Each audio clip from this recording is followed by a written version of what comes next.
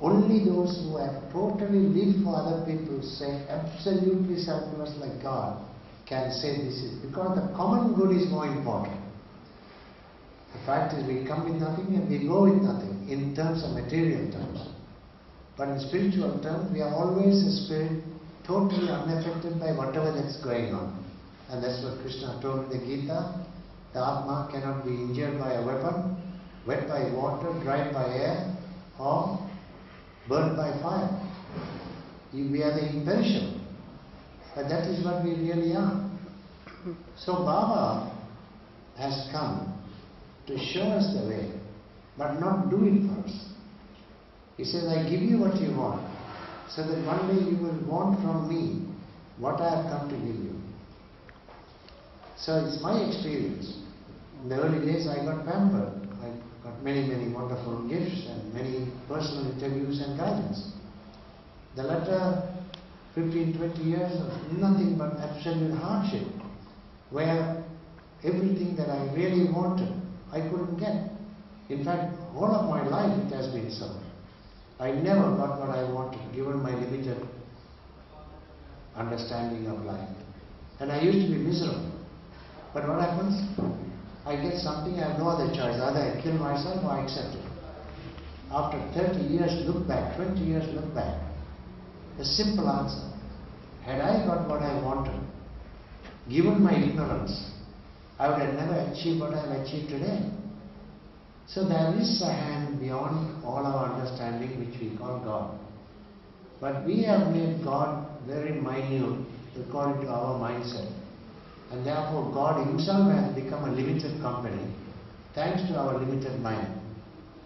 Now, various pathways have come, various masters have come, various teachings have come. And they all serve a limited purpose for a time. It's a changing time. And now we are in the 21st century. We are globalized. And therefore everything is globalized. Good and bad is globalized. And how are we going to deal with this without a software or spiritual understanding of the unity and the universality of the Spirit which is one in each one of us? In the name of God, we have separated ourselves in various religions, and we have been programmed from the time we are born as separate individuals. I'll pause for a moment and I'll play some other video because I want you to see a few things which I'm very fortunate to be able to capture. Or sometime ago, Swami came to the super specialty hospital and had dinner with us, but I'll put a mixture of a few things into one DVD. I'm leaving these things behind anyway, but while I'm speaking, you can have this darshan.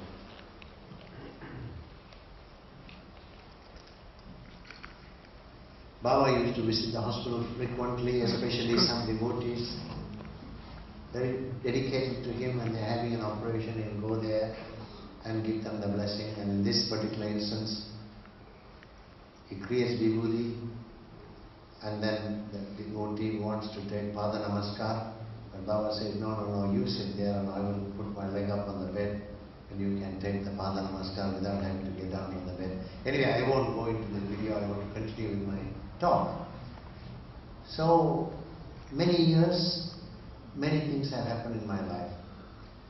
I'm not an Indian, and I'm a foreigner in India. I never even dreamt that I will be living with my wife in India for 19 years. So in the first interview in December 1980, we had a couple of interviews. The first encounter with him was a terrific emotional outburst where, face to face with my Divine Mother, God, with whom I had been separated for whatever time, eons. It's like a lost child finding his own mother. That would be an emotional outburst. So I cried like a baby and unstoppable. And finally he brought me next to him and patted me, and every time he touched my body I started crying even louder. Finally I had to calm down and stop crying, and I drew his attention somehow. And then I asked him, I want you to give me something. Will you promise me?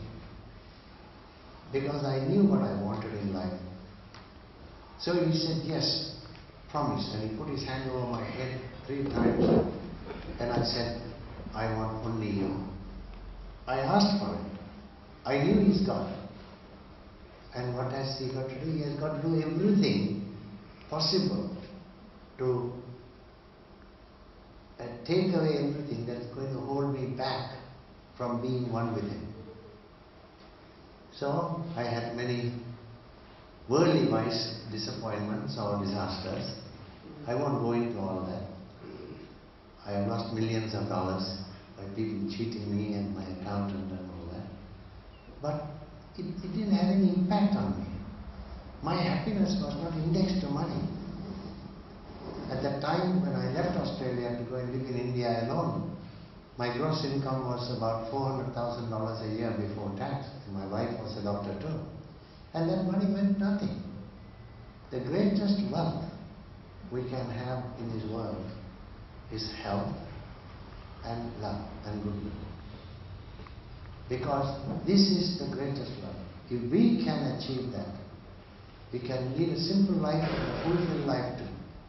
And more than anything, I think many of you are doing wonderful work here to help the local people who are in greater economic need, which is a great blessing. And therefore you identify yourself with the life of this place rather than thinking of something else far away. And this is very heartening to know. To identify yourself with the spirit and the need where you are.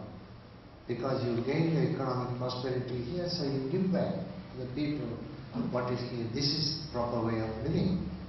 And so Baba's teachings are very universal. And then the very next day, of course I asked for him, and what did he do? He gave me his feet. And I cried and washed his feet with my tears.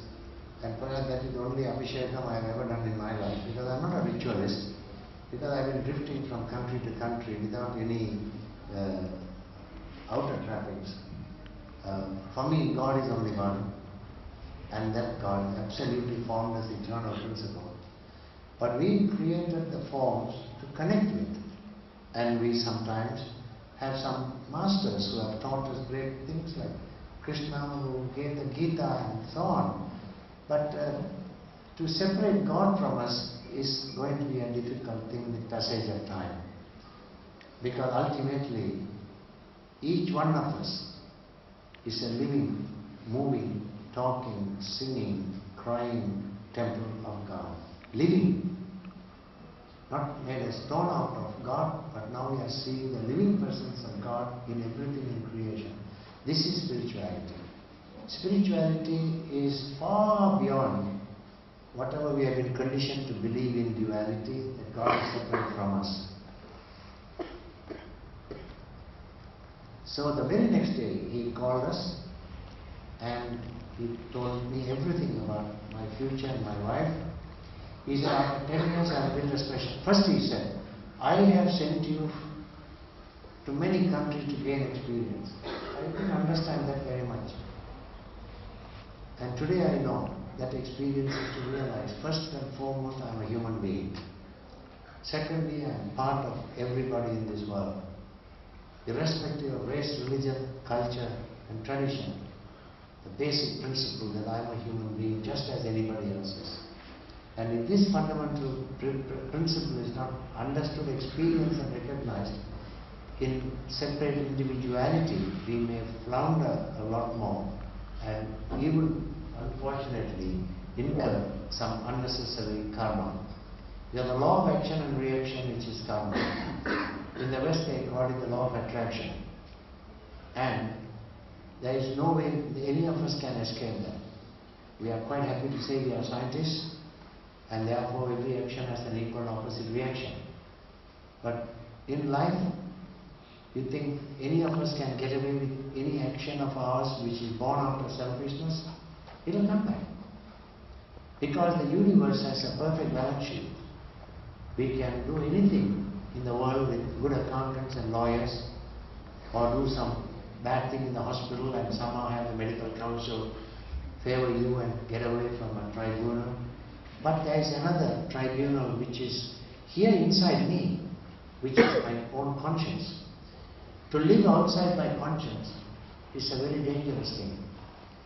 So we live, and where is this conscience? It's in our own spiritual heart. Everyone is God. The mind will discolor it, distort it, and play tricks. Now, either the mind is the boss, or I am the boss.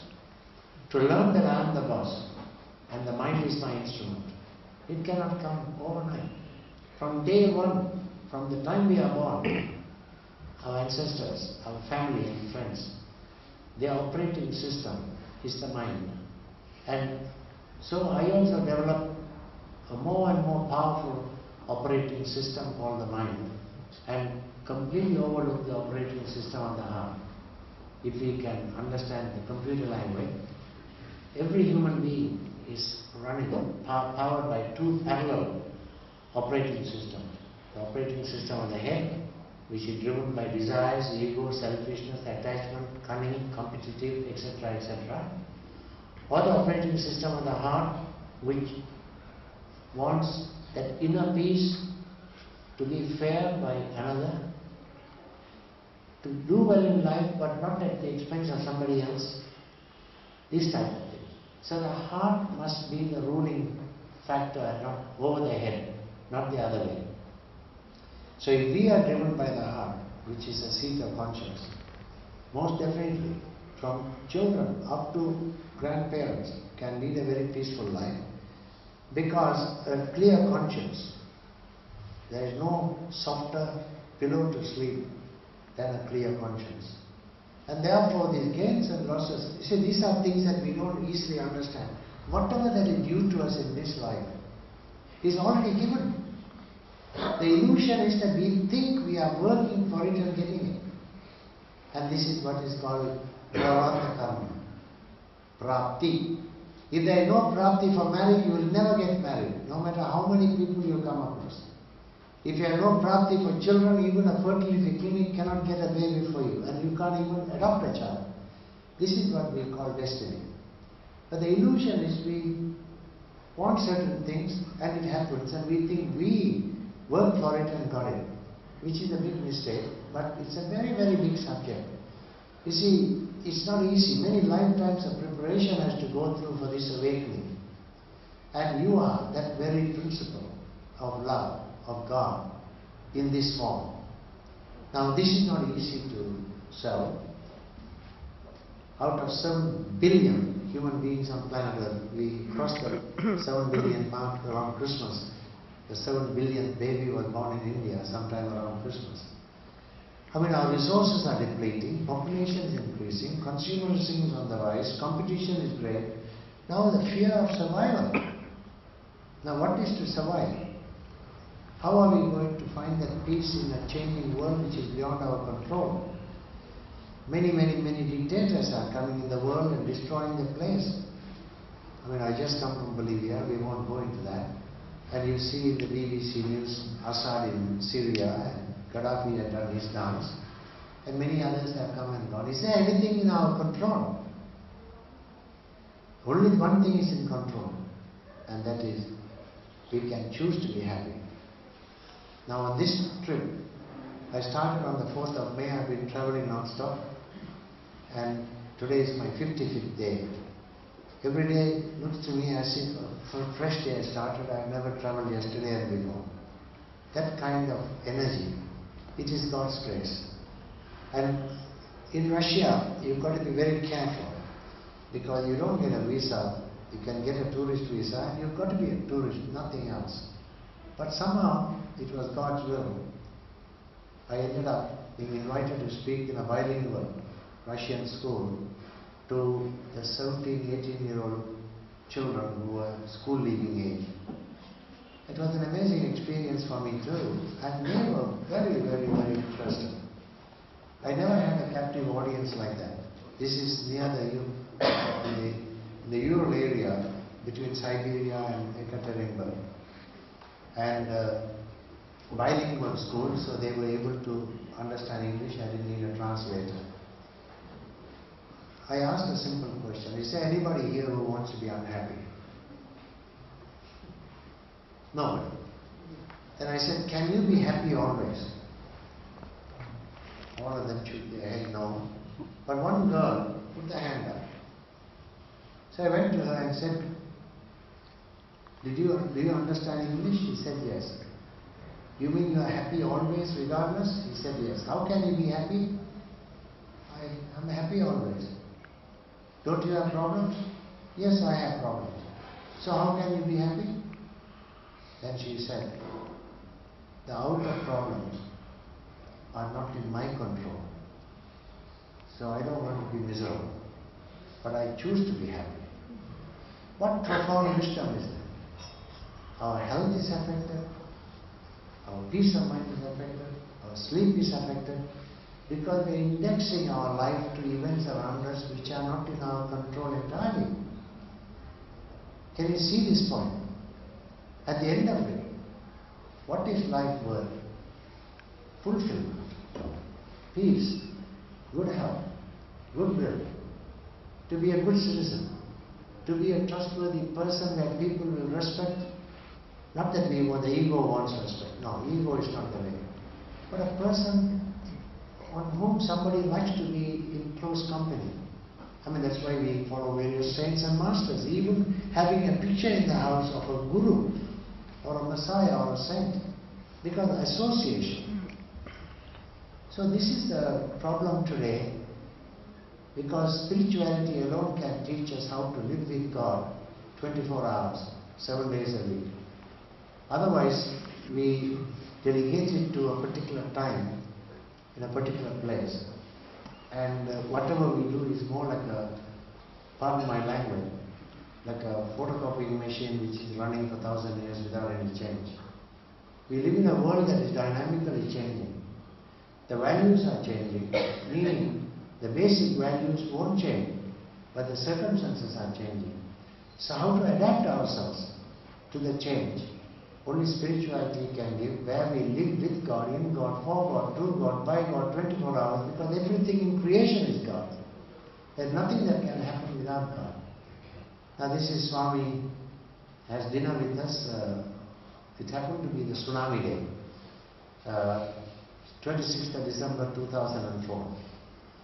He had agreed to come and talk with us and have dinner with us. And morning, exactly at 9:30, the bhajan was over in the temple. And the director approached Swami and asked him, at what time do we expect you? And Swami was not in the mood at all to talk to anybody. He fired and he screamed and he said, I'm far too busy, don't disturb me. He had never shouted like that. And it was a bit surprising. We didn't know, we were confused. And within 20 minutes, the radio news came. Exactly 9:30 in the morning, the tsunami waves had hit the east coast of India and Sri Lanka. So here is a being, an avatar, a God, whatever you want to call it. He's ocean of mercy. He's there everywhere, comforting those who are screaming for help. I mean, everybody has to leave this body one day. And actually Gita says there is no death whatsoever. So half an hour later, television clips came and we thought Swami will never come because the country was declaring it as a mourning day. So many thousands killed by the tsunami waves. But he came in the evening. We left it open because we had already made all the arrangements. So at that time, the God self in him was busy everywhere. The God is the indweller of everything in creation. And then, what is birth and death for God? There is no birth, there is no death. And he says there is no birth for you and there is no death for you. The bodies will come and go. And this is how, to make it very simple, I have a graphic where I say, the body is a motor car, your name is the registration number plate, but you are the driver. The hospital is a garage, where the body car is serviced, maintained and repaired. Just as no car will be ever on the road forever because one day they have to end up in the scrap heap. So this body car also will have to end up in the funeral pyre one day or the other, or burial ground. But you are the driver. You come out of the car on skates and then wait for a new Lamborghini or a Ferrari to come to drive on from another mother's womb. This body is only a yantra, and to which the labels are attached. Christian, Buddhist, Catholic, Protestants, Sindhis, Tamils, Gujaratis. It's the body.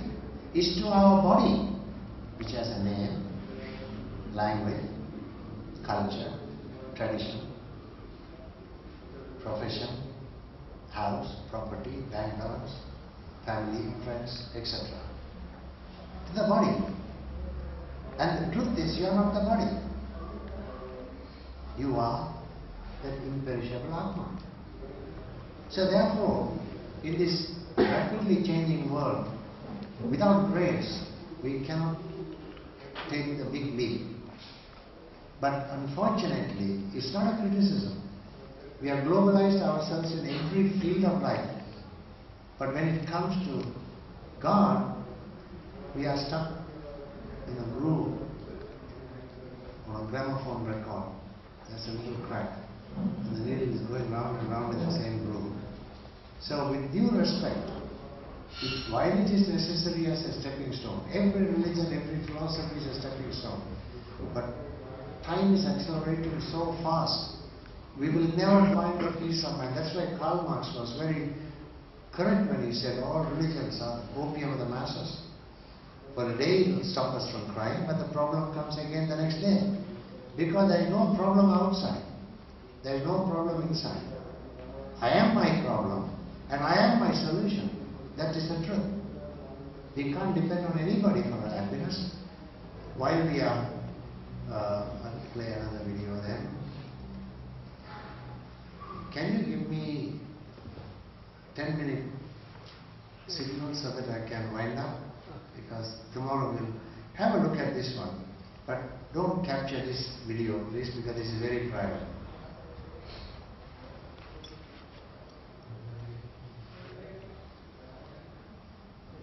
Baba accepts the invitation of these lady doctors. All of them are working free service. And we always jokingly tell they are like the gopikas. And he agreed to go to the hospital and take some prasad, some food they had brought. So you can see, he hardly eats anything. But this is a rare darshan of this privacy, but unfortunately this cannot be shared with anybody. So they bought a new table, a new chair, new everything, new silverware. At the end of an international symphony, that divine romance, that love, it's very, very hard to understand. But this is like a magnet. I'll come back to... No, I lost my thread.